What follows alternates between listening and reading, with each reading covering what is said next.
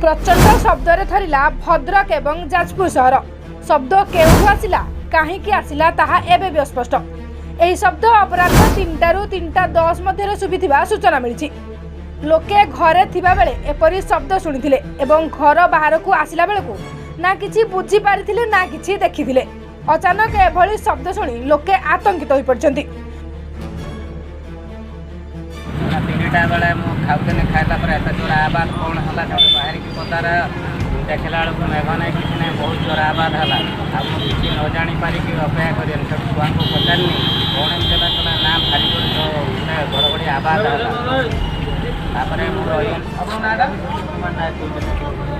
मिश्र कुमार नायक कहते प्लांट भर ड्यूट कला टाइम अढ़ाईटा टाइम जो आवाज है लोक सब भयभीत हो गले आम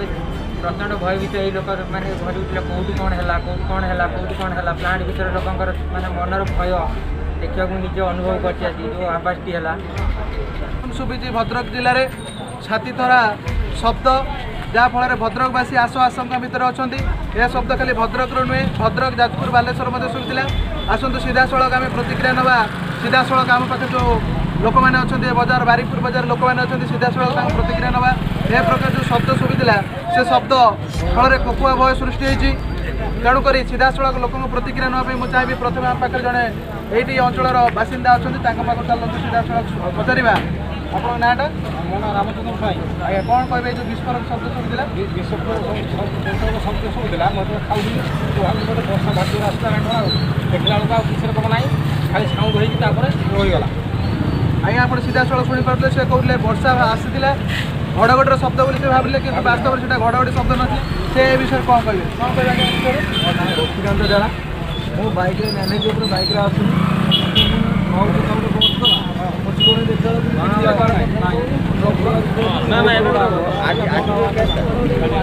सीधा सड़क समस्ते गोटे समस्त मन गोटे कथा कौ प्रकार आवाज आसला क्यों आसला एपर्यंत समस्ते सन्देह अच्छा और भद्रकवासी आश आशंका भितर थिला बेले ए प्रकार शब्द समस्त एक कोकभ सृष्टि कर भद्रक जिले में भद्रक जिलार नुह पाख पड़ोशी जिला जाजपुर जिले में समय मध्य ए प्रकार शब्द शुभुला एवं ए प्रकार जो शब्द सृष्टि होती केउटे शब्द सृष्टि होती किए कौच चका फाटी जाए किए कौच वर्षा घड़घड़ शब्द किंतु तथापि एपर्यंत ए शब्द कौटू शुभुची ताहा आम आश आशंका मध्य अच्छु। भद्रक सुदेश परिडा ओडिशा हाइलाइट।